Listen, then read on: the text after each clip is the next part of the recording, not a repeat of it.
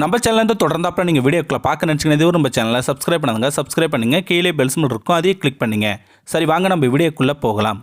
வணக்கம் நண்பர்களே. ஒரு காகமும் ஒரு மனிதரும் நெருங்கிய நண்பர்கள். என்ன நம்பும்படியாக இல்லையா? இந்த வீடியோவை பாருங்கள், உண்மை புரியும். புதுச்சேரியில் உள்ள ரிக்ஷா ஓட்டுநர் செல்வராஜ் தான் அந்த காகத்தின் நெருங்கிய நண்பர். ஆமாங்க, புதுச்சேரி அரவிந்தர் ஆசிரமம் அருகில் சுமார் 50 ஆண்டுகளாக ஒரு சைக்கிள் ரிக்ஷா ஸ்டாண்டு இருந்து வருகிறது. இங்கு வரும் சுற்றுலா பயணிகள் இங்கு இருக்கும் சைக்கிள் ரிக்ஷாவில் சவாரி செய்து புதுச்சேரியை சுற்றி பார்க்க பெரிதும் விரும்புவார்கள். இதே சைக்கிள் ரிக்ஷா ஸ்டாண்டில் உள்ள 56 வயது செல்வராஜ் இந்த சைக்கிள் ரிக்ஷா ஓட்டும் தொழிலை அவரது தந்தை ஆறுமுகம் அவர்களை தொடர்ந்து 40 ஆண்டுகளாக செய்து வருகிறார்கள். இந்த ரிக்ஷா ஸ்டாண்ட் அருகில் கடந்த 4 ஆண்டுகளுக்கு முன் காகம் ஒன்று அடிபட்டு பறக்க முடியாமல் தவித்து வந்தது. இதை கண்ட சைக்கிள் ரிக்ஷா தொழிலாளி செல்வராஜ் காகத்திற்கு தண்ணீர் கொடுத்து அருகே உள்ள நாய், பூனை போன்ற பிராணிகளால் காகத்திற்கு தொல்லை எதுவும் ஏற்படாமல் இருக்க பாதுகாப்பான இடத்தில் காகத்தை வைத்து பாதுகாத்து வந்தார்.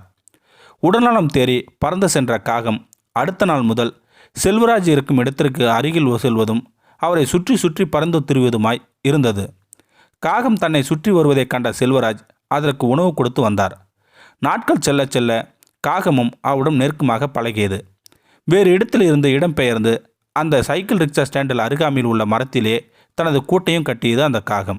ரிக்ஷா வண்டியில் செல்வராஜ் அமர்ந்திருக்கும் போது அவர் அருகில் சென்று கரைவதும், அவர் மேலே உட்கார்வதும், அவர் சாப்பிடும் நேரங்களில் அவருடன் சேர்ந்து ஒன்றாக சாப்பிடுவது என பார்ப்பவர்கள் ஆச்சரியப்படும் அளவில் செல்வராஜனும் காகம் நெருங்கி பழகியது.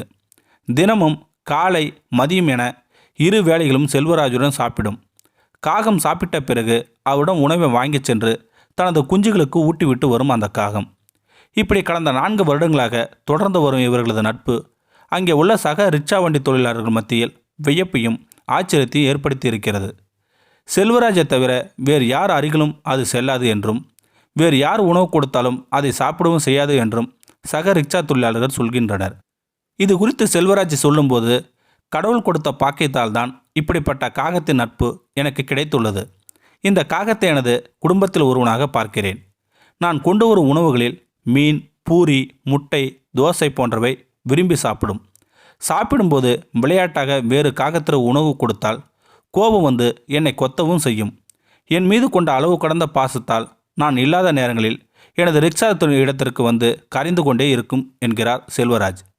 காகம் மனிதனிடம் இவ்வளவு நெருக்கமாக பழகுவது எப்படி என்று விலங்குகள் மற்றும் பறவைகள் நல ஆர்வலர் கார்த்திக் பிரபுவிடம் விளக்கம் கேட்டபோது, பொதுவாகவே அனைத்து விலங்குகள் மற்றும் பறவைகளிடம் 2 வகையான பழக்க முறைகள் மனிதர்களால் பின்பற்றப்படுகின்றது. ஒன்று பாசமாக பழகும் முறை. இதில் உணவு கொடுப்பது, இரக்கம் காட்டுவது, அதன் மேல் அக்கறை எடுத்துக்கொள்வது போன்றது. மற்றொன்று பயம் ஏற்படுத்தி பழகும் முறை. இதில் மிரட்டுவது, கற்களால் அடிப்பது, கம்பிகளால் குத்துவது போன்றவை. பொதுவாகவே விலங்கு மற்றும் பறவைகள் போன்ற பிராணிகளிடத்தில் சிறிய வயதிலிருந்து அவர்களிடம் அன்பாக பழகுவதால் மனிதர்களிடம் நெருங்கி பழகும் உணர்வு இந்த பிராணிகளுக்கு ஏற்படுகின்றது. காகத்தை பொறுத்தவரை நகர்ப்புறத்தில் மக்கள் நடமாட்டம் அதிகம் உள்ள பகுதிகளில் இருக்கும் என்பதால் காகத்திற்கு மனிதர்கள் மேல் பயம் இல்லாத உணர்வு பொதுவாகவே இருக்கும்.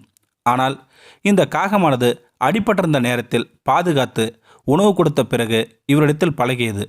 ஆகவே இவரிடத்தில் நமக்கு தேவையான உணவு கிடைப்பதாலும் அவர் பாசமாக பழகுவது தெரிந்து கொண்டு காகம் இதை ஒரு வாய்ப்பாக எடுத்துக்கொண்டு எங்கேயும் செல்லாமல் இந்த இடத்தையும் அவரையும் சுற்றி வருகின்றது.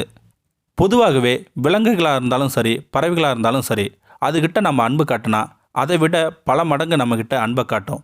இந்த வீடியோ உங்களுக்கு பிடிச்சிருந்தா கமெண்ட் பாக்ஸில் கமெண்ட் பண்ணுங்கள். கூட உங்கள் ஃப்ரெண்ட்ஸுக்கு ஷேர் பண்ணுங்கள். இதுவரை நம்ம சேனலை சப்ஸ்கிரைப் பண்ணுங்கள். கீழே பெல் சிம்பல் இருக்கும், அதையும் கிளிக் பண்ணுங்கள். தேங்க்யூ ஃபார் வாட்சிங்.